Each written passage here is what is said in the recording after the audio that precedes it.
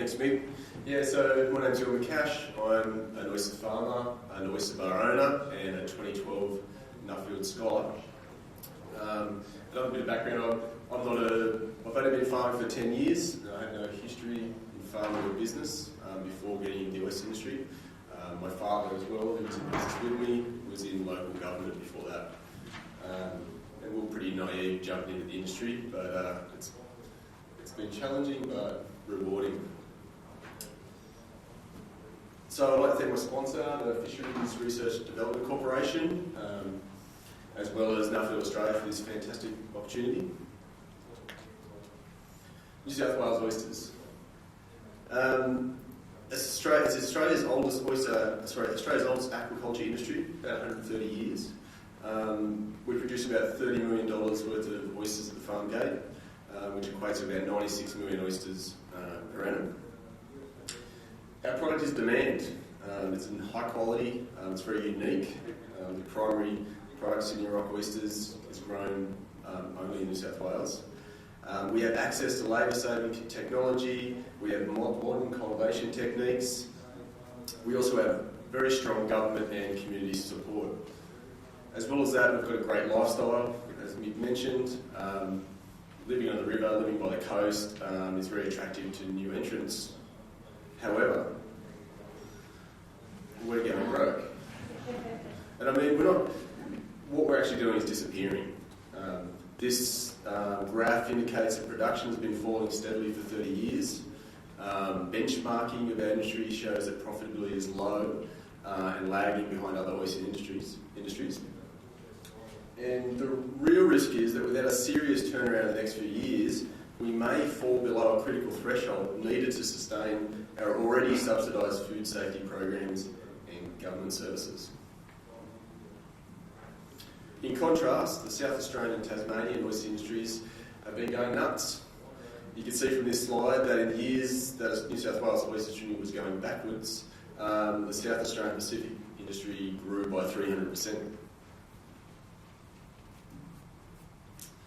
So there are challenges in every farming industry, and I'm not going to go into them, but the New South Wales oyster industry has enough factors in our favour that we should be a growth industry.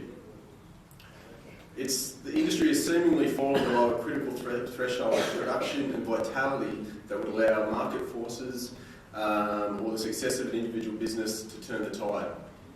So for me, this raised the question that perhaps a whole of industry approach is required, perhaps a strategic approach is required. The seeds of strategic thinking were actually sown way back in 2004 when I was just started farming. I listened to a talk by Ian Sutton of the Winemakers Federation of Australia on how strategic planning was used to revitalise the wine industry. And even though I was new to oyster farming, I could see that this had relevance to our industry. However, at the time I was young, I was gung-ho, and all those problems and that declining production actually looked like opportunities to me. I thought, wow, I'll get some new machinery, I'll do some marketing, I'll make lots of money. But after 10 years of farming and a Nuffield scholarship, I now realise that my farming business will never truly thrive unless my whole industry is thriving and healthy as well.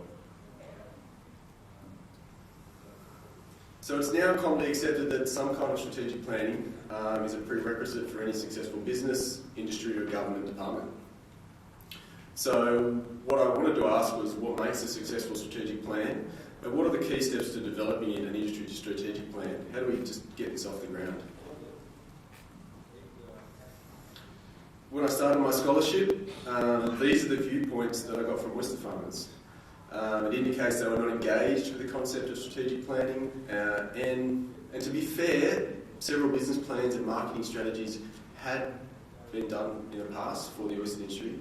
However, these were not industry driven and they were not successful. So for my report, I returned to the case study of the wine industry. In 1996, a $200 million wine industry launched an ambitious strategy that created the $5 billion industry that it is today. Now, at the time the strategy was launched, the wine industry looked a lot like the oyster industry does today. It was considered sunset or artesian. It was suffering from poor export sales, a domestic wine glut, increased government taxes.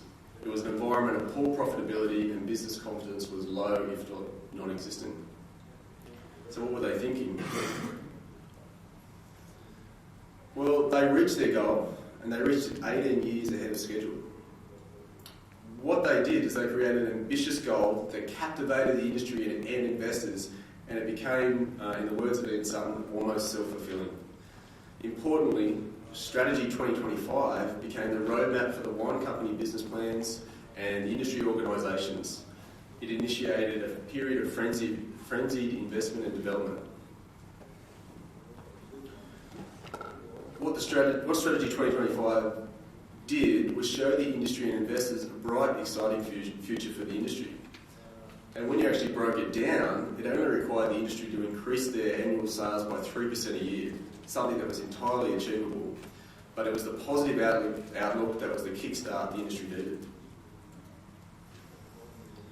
So the key aspects of Strategy 2025 was an ambitious and engaging vision for the future, a short, concise document. They didn't try to solve all the problems, they just laid out the framework for reaching that goal.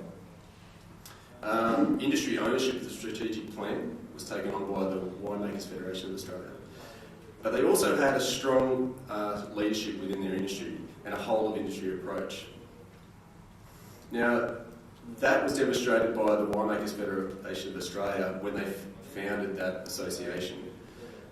They knew, the founding members knew that there was greater advantage in a single and united voice, and they allowed for only one vote per industry member, no matter their size or the type of business. Now, this voting system was a structural acknowledgement that for any one business to thrive, the whole industry must be healthy and thriving as well. So, creating a vision, can we do this for the New South Wales oyster industry? Creating a vision is really easy. You've just got to be ambitious. And I believe we can triple the value of New South Wales oyster industry. We can increase the shellfish production above historic levels. And because of the unique characteristics of our estuaries, we become the world's most trusted and profitable supplier of premium quality shellfish. What's important is industry ownership. Now, the New South Wales oyster industry has a history of fragmentation with as many as 3 different industry associations active at times. Now, as the sole remaining association, the New South Wales Farmers Oyster Committee is probably the best organisation suited to coordinate, monitor and revise an industry plan. What this organisation needs to do is really just take the wheel and take ownership of it. Strategic planning does not require lots of dollars. Many of the obstacles for our industry are already well known, and it's really just a matter of documenting them and devising some solutions. Obviously, we just need to keep it short. We don't need to get bogged down in the details. It's about setting a vision and putting the ball in the air and letting the industry run with it. So I'll just continue on with some observations from my Nuffield travel. My visit to India really challenged my perceptions of farming, that it had to be large scale with efficiencies in volume and mechanisation. In India, the traditional land ownership rules allow for only small plots of land, and the result is many small farmers. For example, 120,000 dairy farmers supplying one dairy factory. Now, although that was not ideal from an efficiency standpoint, ultimately these farms were still doing the business, and they were productive enough to supply a value-adding business at a scale to service both domestic and export markets. In New South Wales, the oyster industry has a relatively large number of farmers as well, over 350 permit holders. A strategic plan would recognise that this large number of farmers are an asset to the industry. The diversity of cultivation techniques, business models and expertise could be harnessed to achieve a goal. What I also learned was seafood was big, it was a big industry and it was growing. Globally, seafood provides an estimated 15% of the average annual human protein consumption, and this is on the rise. The 2013 World Bank report estimates that in 2030, 62% of the seafood we eat will need to be farm-raised just to meet that growing demand. Oysters are obviously part of that demand. And what my travels really brought home is that there is undoubtedly a huge demand for oysters and a fantastic opportunity for Australian oysters overseas. However, in the face of such demand, our industry is so tiny as to seem insignificant.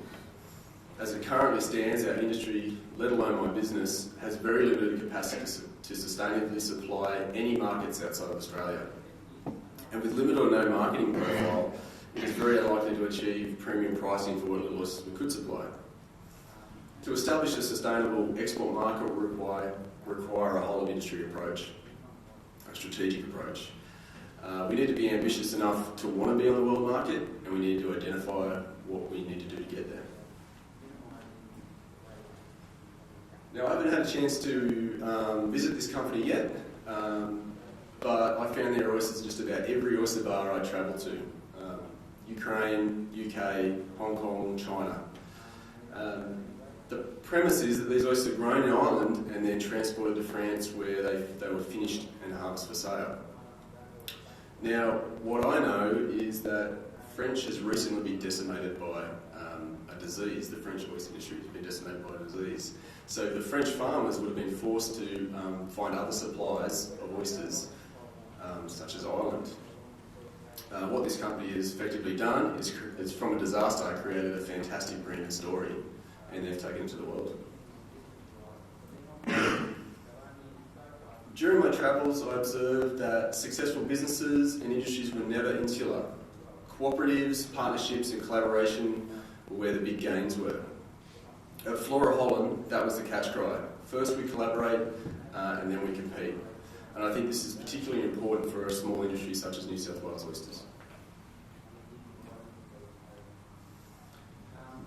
The New South Wales oyster industry, by default, already works collaboratively to manage water quality and manage our quality assurance program. We've also had great success in collaborating on environmental management systems and working in partnership with other river users to protect this. So it's not much of a stretch to think we can collaborate on an economically viable future. So in conclusion, I believe strategic planning will be vital to revive the New South Wales oyster industry. The New South Wales oyster industry has unlimited potential to grow and become more diverse and profitable. The product is undeniably in demand. The industry has world-class quality assurance and is graced with an abundance of healthy oyster growing estuaries. It has a supportive government and community, and it has an attractive lifestyle for new entrants. However, it is unlikely that market forces or the success of a single business will turn the tide around on the fall in production.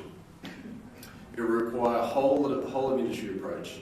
An industry-driven strategic plan is vital to create an envisioned future for the New South Wales oyster industry. We need a strategic plan to unlock the industry's potential. The plan would detail the scale and scope of opportunity and form the framework necessary so that on a day-to-day basis, individual businesses, the Oyster Committee, government and supportive NGOs can all work towards achieving a shared vision that will secure the future of our industry.